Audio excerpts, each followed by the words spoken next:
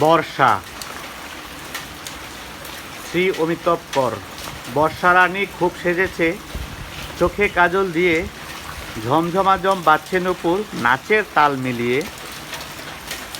কখনো বা কুচিপুড়ি কথাকলি, কৌতুক হঠাৎ বাজে রে বিকট আওয়াজ, বুকে করে ধরধর। মেঘের আঁচল সরিয়ে দিয়ে নাচে রে, তালে বৃষ্টি ধারার মতন তোলে গাছের ডালে ডালে। চাতক হৃদয় সিক্ত হলো বর্ষার জল পেয়ে, শুষ্ক দ্বারা উঠল জেগে সবুজের গান গেয়ে।